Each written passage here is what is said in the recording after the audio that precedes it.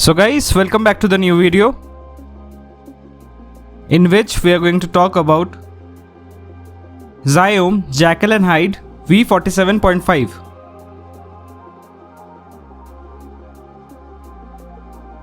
So इस test के लिए जो मैंने ब्लेड यूज़ किया है वो है DHS Fangbo B2X।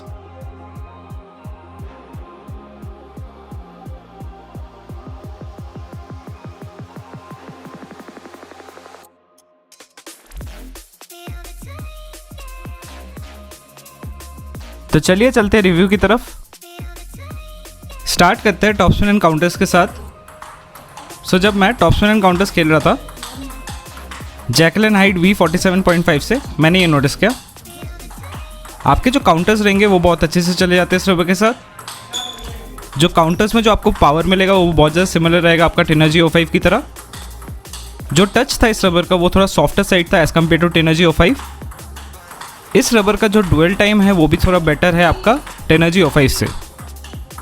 सो जब मैं टॉप स्पिन कर रहा था इस रबर के साथ, मैंने ये नोटिस किया आपके जो टॉप स्पिन में जो स्पिन रहेगा वो बहुत ज़्यादा सिमिलर रहेगा आपका टेनर्जी O5 की तरह।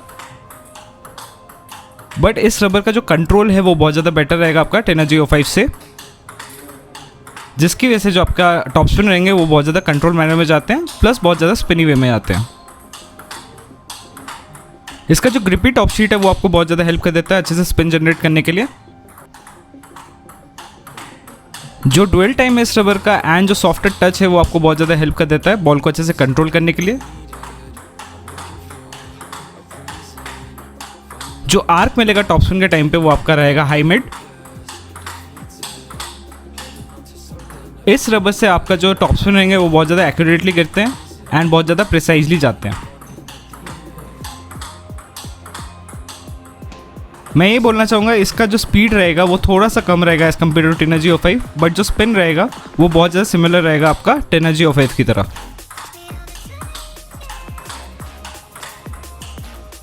इस रबर से जब मैं अपना टॉप स्पिन खेल रहा था मेरे को बहुत ज़्यादा मज़ा आ रहा था टॉप स्पिन मारने के लिए, क्योंकि इसमें जो स्पिन एंड जो कंट्रोल था वो बहुत ज़्यादा बेटर है, जिसकी वजह से जो आपका टॉप स्पिन एक्यूरेसी रहेगा इस रबर के साथ वो बहुत ज़्यादा अच्छा हो जाएगा।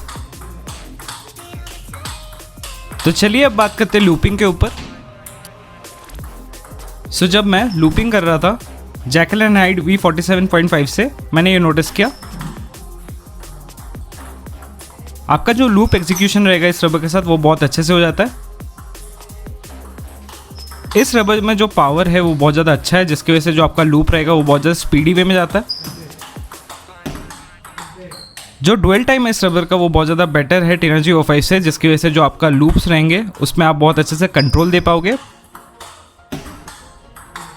प्लस बहुत ज़्यादा स्पिनी रहेगा, जिसकी वजह से जो आपका लूप्स रहेंगे वो बहुत ज़्यादा अच्छे से चले जाते हैं। जो इसका ग्रिपी सरफेस है वो आपको बहुत ज़्यादा हेल्प कर देता है स्पिन को अच्छे से जनरेट करने के लिए लूपिंग के टाइम पे। आपके जो लूप्स रहेंगे वो बहुत ज़्यादा हैवी स्पिन के साथ जाएंगे, प्लस बहुत ज़्यादा स्पीड के साथ जाते हैं। लूपिंग के टाइम में आपका जो आर्क रहेगा वो रहेगा आपका मिड। जो सॉफ्टर टच है इस रबर का वो आपको बहुत ज़्यादा हेल्प कर देगा बॉल को अच्छे से फील करने के लिए लूपिंग के टाइम पे, जिसकी वजह से जो आपका फीलिंग गेम है वो भी आप अच्छे से इंप्रूव कर पाओगे इस रबर के साथ। इस रबर का जो मेरे को एक ड्रॉबैक लगा वो इसका हैवीनेस है।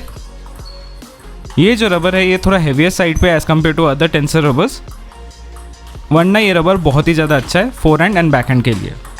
सो जो लूप्स थे आपके वो बहुत ज़्यादा प्रिसाइजली जाएंगे, बहुत ज़्यादा एक्यूरेटली जाएंगे एंड सबसे बेस्ट पार्ट बहुत ज़्यादा स्पिन रहेगा। इस रबर का जो डुअल टाइम है वो असल में वेगा सीरीज़ एंड ओमेगा सीरीज़ के बीच में है। सो जिनको थोड़ा फास्ट रबर भी चाहिए बट उनका डुअल टाइम भी बहुत ज़्यादा अच्छा चाहिए, then Jekyll and Hyde V47.5 will be a great choice for them. Jekyll and Hyde का जो V सीरीज़ है वो स्पेशली स्पिन ओरिएंटेड गेम के लिए ही है, जिसकी वजह से जो इसका स्पिन जनरेशन था वो बहुत ज़्यादा बेटर था as compare to Omega series and आपका वेगा सीरीज़ से। तो चलिए अब चलते हैं बैक एंड टॉप स्पिन के ऊपर। सो जब मैं बैक एंड टॉप स्पिन मार रहा था जैकल एंड हाइड V47.5 से, मैंने ये नोटिस किया जो बैक एंड टॉप स्पिन थे वो बहुत ज़्यादा स्पीडी वे में जाते हैं एंड बहुत ज़्यादा स्पिन के साथ जाते हैं। बैक एंड टॉप स्पिन के टाइम पे आपका जो टाइमिंग रहेगा वो भी बहुत अच्छे से इंप्रूव कर पाओगे इस रबर के साथ। ऑल्दो ये रबर थोड़ा हैवी है बट इसका जो बैक हैंड पोटेंशियल है इस रबर का वो बहुत ज़्यादा बेटर है।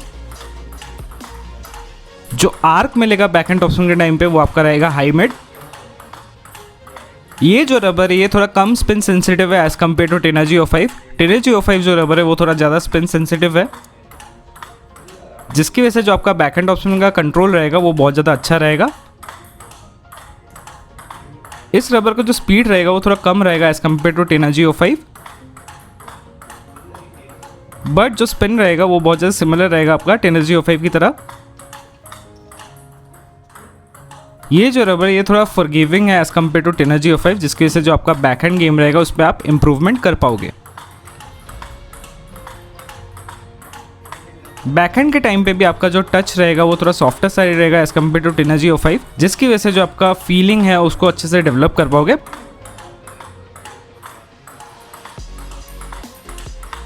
हायर ड्यूअल टाइम होने की वजह से जो आपका स्पिन जनरेशन रहेगा वो बहुत ज़्यादा अच्छा रहेगा।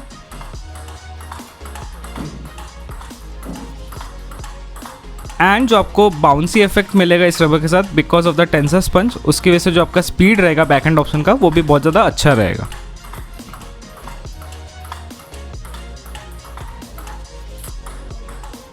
मैं इस रबर को मोर फॉरगिविंग टेनर्जी भी बोल सकता हूँ,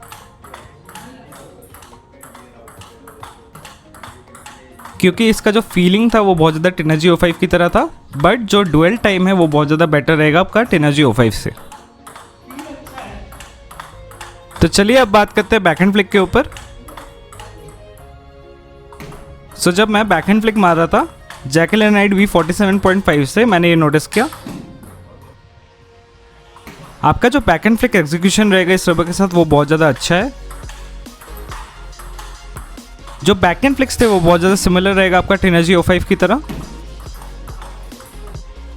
जो ग्रिपी टॉप शीट है वो आपको बहुत ज़्यादा हेल्प कर देता है बॉल को अच्छे से ग्रिप करने के लिए, जिसकी वजह से जो आपका बैकहैंड फ्लिक में स्पिन रहेगा वो बहुत ज़्यादा हैवी रहेगा।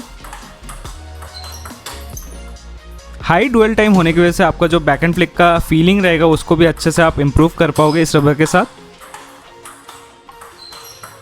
इस रबर का जो डेविएटिंग इफेक्ट था वो भी बहुत ज़्यादा हाई था। हाई डेविएटिंग इफेक्ट होने की वजह से जो ओपोनेंट है उसको इजीली रीड नहीं कर पाएगा एंड आप उस पर इजीली पॉइंट्स ले सकते हो। बैकहैंड फ्लिक के टाइम पे आपका जो आर्क रहेगा वो आपका रहेगा मिड। इस रबर का बेस्ट पार्ट मेरे को यही लगा, इसका जो कंट्रोल है एंड इसका जो डुअल टाइम है वो बहुत ज़्यादा बेटर है, जिसकी वजह से उस पर आप अच्छे से स्पिन दे पाओगे एंड आपका जो बॉल रहेगा वो बहुत ज़्यादा प्रिसाइजली जाएगा एंड बहुत ज़्यादा कंट्रोल के साथ जाएगा।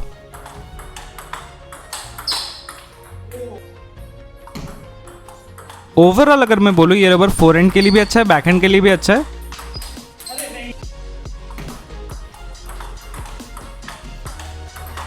ये रबर उन लोगों को बहुत ज़्यादा अच्छा लगेगा जो टेनर्जी का ऑल्टरनेटिव ढूंढ रहे, स्पेशली टेनर्जी O5 का, देन ये रबर उनको बहुत ही ज़्यादा पसंद आएगा।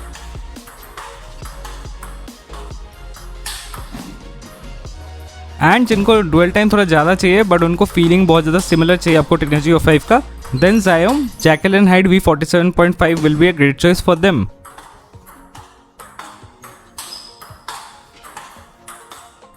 तो चलिए अब बात करते हैं टच प्ले एंड सर्विसेज के ऊपर। स्टार्ट करते हैं टच प्ले एंड पुशेस के साथ। सो जब मैं टच प्ले एंड पुशेस खेल रहा था जैकल एंड हाइड V47.5 से, मैंने ये नोटिस किया आपका जो पुश गेम रहेगा इस रबर के साथ वो बहुत ज़्यादा अच्छा रहेगा। आपके जो पुशेस रहेंगे वो बहुत ज़्यादा हैवी स्पिन के साथ जाएंगे इस रबर के साथ।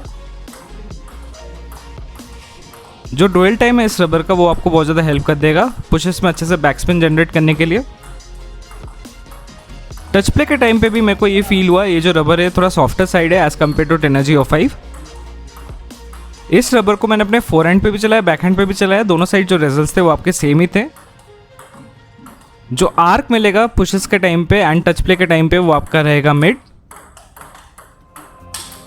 तो चलिए अब चलते हैं सर्विसेज के ऊपर।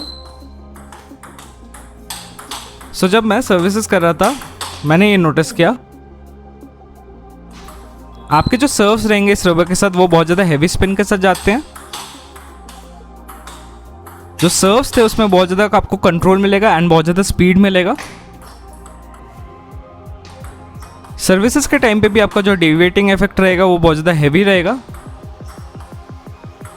हैवी डेविएटिंग इफेक्ट होने की वजह से जो आपका ओपोनेंट है आपके सर्विसेज को इजीली रीड नहीं कर पाएगा, जिसकी वजह से आप इजीली पॉइंट ले पाओगे। ओवरऑल अगर मैं बोलूँ, ये जो रबर है बहुत ज़्यादा अच्छा है फोरहैंड के लिए भी, बैकहैंड के लिए भी। तो जिनको 10G05 का ऑल्टरनेटिव चाहिए एंड उनको थोड़ा ज़्यादा डुअल टाइम चाहिए, then Jekyll and Hyde V47.5 will be a great choice for them, क्योंकि इस रबर का जो फीलिंग है वो भी बहुत ज़्यादा बेटर है एंड जो डुअल टाइम है वो भी बहुत ज़्यादा बेटर रहेगा as compare to 10G05।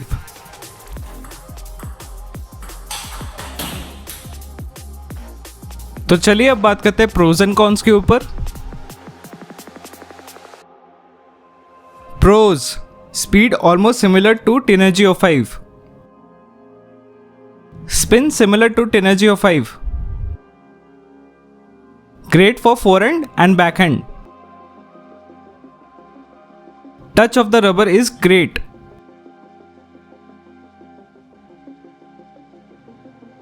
cons: not for beginner to intermediate players, not for passive gameplay,